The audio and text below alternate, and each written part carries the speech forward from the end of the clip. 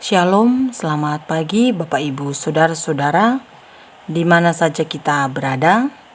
Mari kita bersekutu dengan Tuhan, membaca firman Tuhan dan merenungkan firman Tuhan dari Kejadian pasal 8 ayat 1 sampai ayat 22 sesuai bacaan harian Gereja Toraja.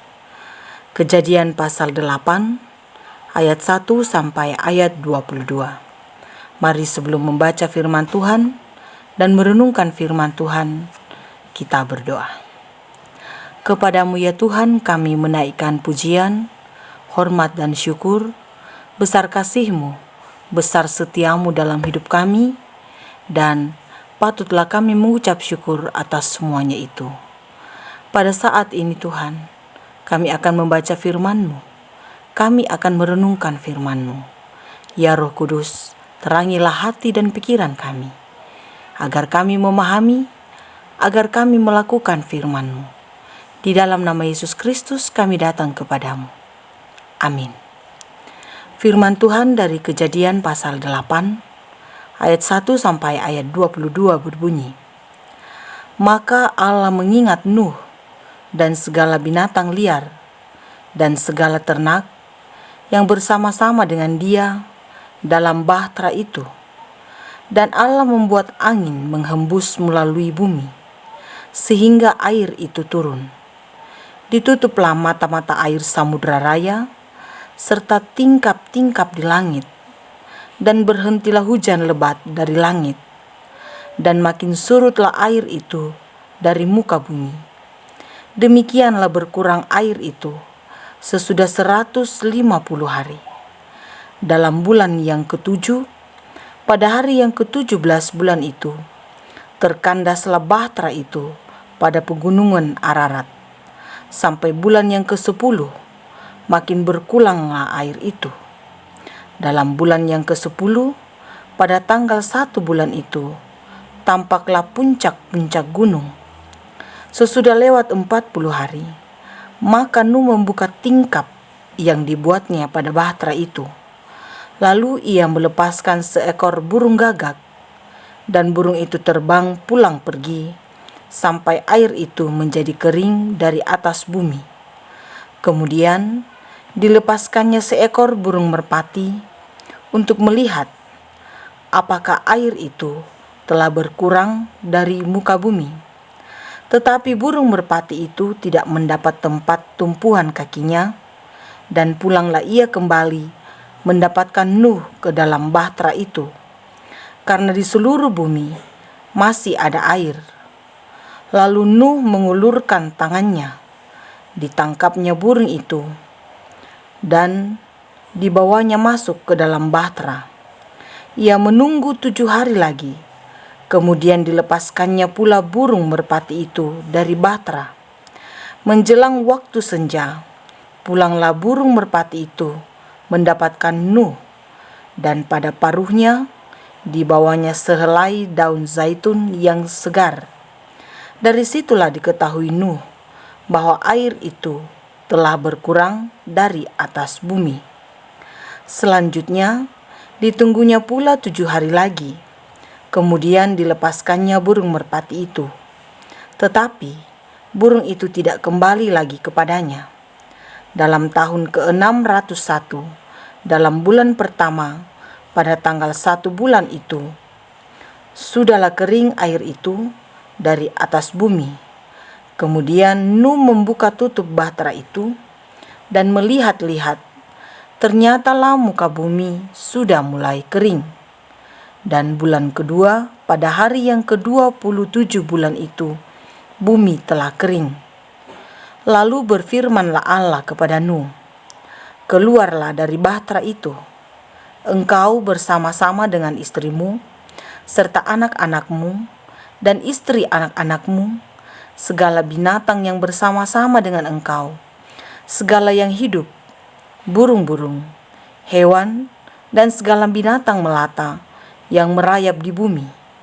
Suruhlah keluar bersama-sama dengan engkau, supaya semuanya itu berkeriapan di bumi, serta berkembang biak dan bertambah banyak di bumi. Lalu keluarlah Nuh bersama-sama dengan anak-anaknya dan istrinya dan istri anak-anaknya, segala binatang liar, segala binatang melata, dan segala burung, semuanya yang bergerak di bumi, masing-masing menurut jenisnya, keluarlah juga dari bahtera itu. Lalu Nuh mendirikan mezbah bagi Tuhan dari segala binatang yang tidak haram dan dari segala burung yang tidak haram. Diambilnyalah beberapa ekor, lalu ia mempersembahkan korban bakaran di atas mezbah itu. Ketika Tuhan mencium persembahan yang harum itu, berfirmanlah Tuhan dalam hatinya, "Aku takkan mengutuk bumi ini lagi karena manusia, sekalipun yang ditimbulkan hatinya adalah jahat dari sejak kecilnya. Dan aku takkan membinasakan lagi segala yang hidup seperti yang telah kulakukan. Selama bumi masih ada, takkan berhenti-henti musim menabur dan menuai, dingin dan panas, kemarau dan hujan, siang dan malam." Amin firman Tuhan. Bacaan kita ini diberikan tema renungan, efek ungkapan syukur. Cerita tentang air bah adalah bagian firman Tuhan yang menggambarkan hukuman Allah pada manusia melalui bencana alam. Pasal sebelumnya dari kitab Kejadian, yaitu pasal 6, bercerita tentang kejahatan manusia. Oleh sebab kejahatan manusia inilah, maka Tuhan memberikan hukuman pada manusia melalui peristiwa alam, yakni air bah. Kita bisa bandingkan dengan Kejadian pasal 7. Peristiwa air bah sangat penting untuk melihat, untuk memahami apakah tujuannya. Apakah tujuan Allah membuat air bah itu ada di muka bumi ini dan menghanguskan segala yang ada? Dalam hal ini, tentu harus melihat dari perspektif untuk penyelamatan generasi yang baik.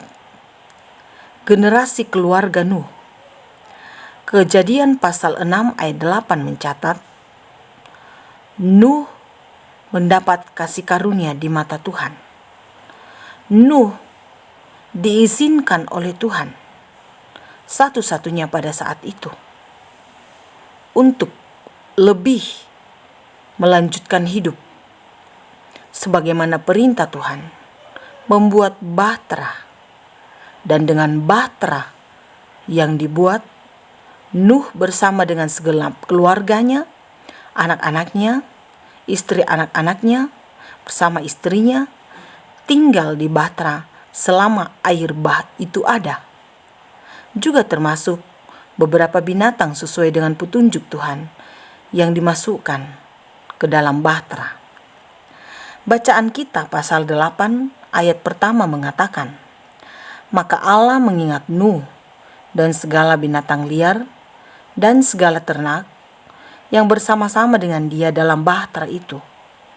Dan Allah membuat angin menghembus melalui bumi sehingga air itu turun." Maka menurut ayat yang pertama ini, air bah surut.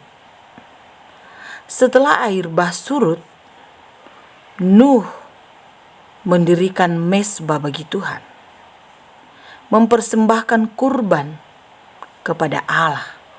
Ayat 20 bacaan ini.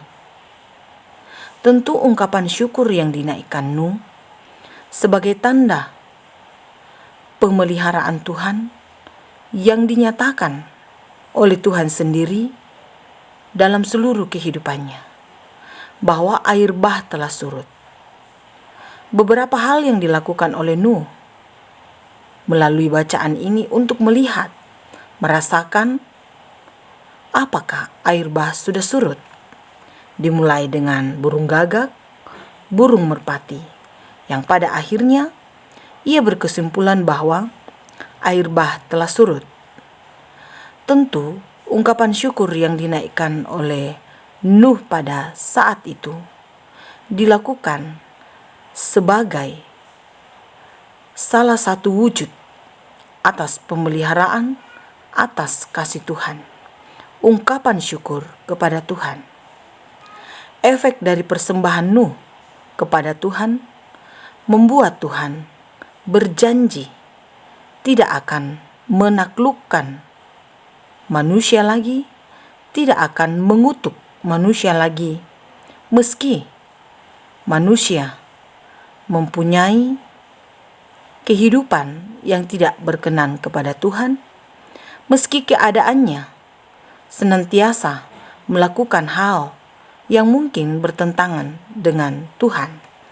Bahkan dalam bacaan ini kita lihat, dikatakan bahwa selama bumi masih ada, tak akan berhenti musim menabur dan menuai, dingin dan panas, kemarau dan hujan, siang dan malam.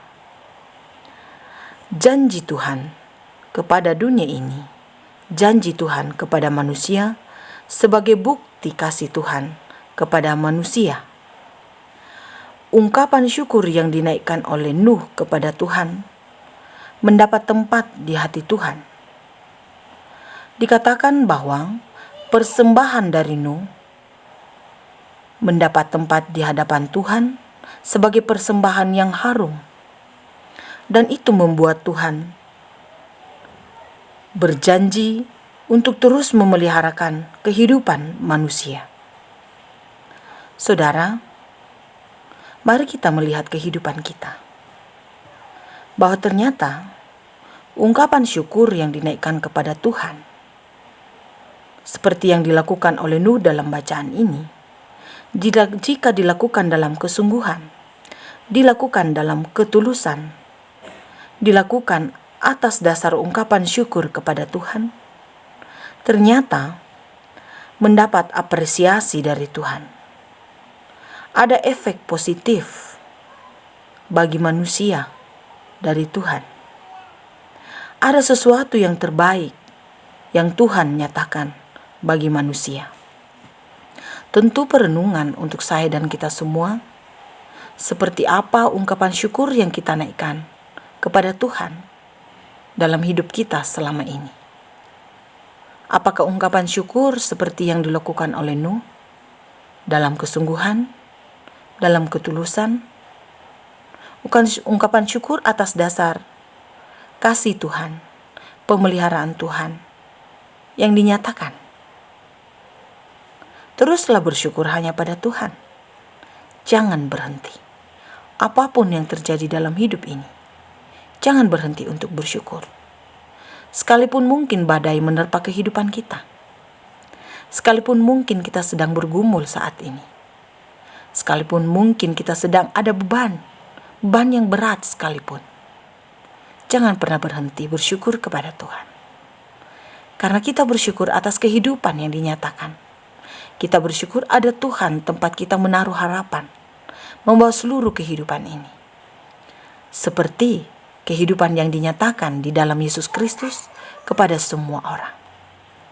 Mazmur pasal 50 ayat 22 dan 23. Siapa yang mempersembahkan syukur sebagai korban, ia memuliakan aku. Siapa yang jujur jalannya, keselamatan yang dari Allah akan kuperlihatkan kepadanya. Mari terus bersyukur hanya pada Tuhan. Jangan berhenti bersyukur. Amin. Mari kita berdoa. Tak henti kami bersyukur kepadamu Tuhan, atas kasih-Mu, atas pemeliharaanmu, atas pimpinanmu.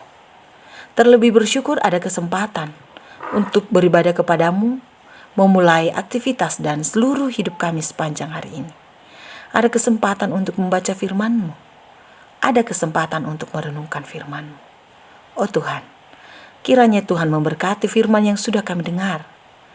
Dan dalam kuasa Roh Kudus, kiranya kami dimantapkan untuk melakukan segala yang Engkau kenan dalam seluruh kehidupan kami. Berkati seluruh hidup kami Tuhan. Kami berserah hanya padamu. Kepada setiap orang yang sedang bergumul pada saat ini. Hubungan suami dan istri. hubungan orang tua dan anak, hubungan kakak dan adik, hubungan bersesama, hubungan dalam persekutuan. Kami serahkan padamu. Tuhan menyertai, Tuhan memulihkan kami. Bahkan kami berserah dan berdoa kepadamu untuk bangsa dan negara kami, untuk pemerintah kami. Kiranya di dalam tuntunan Tuhan, kami boleh mengalami damai sejahtera. Kami mulai mengalami kehidupan seturut dengan kehendak-Mu. Berkatilah kami Tuhan, pakai kami untuk melayani-Mu sejauh yang Tuhan kenan. Ampuni segala dosa kami Tuhan. Kami berserah hanya di dalam nama Yesus Kristus, Tuhan dan Juru Selamat kehidupan kami. Amin. Selamat beraktivitas Bapak Ibu Saudara-saudara sekalian. Selalu percaya Tuhan Yesus memberkati kita.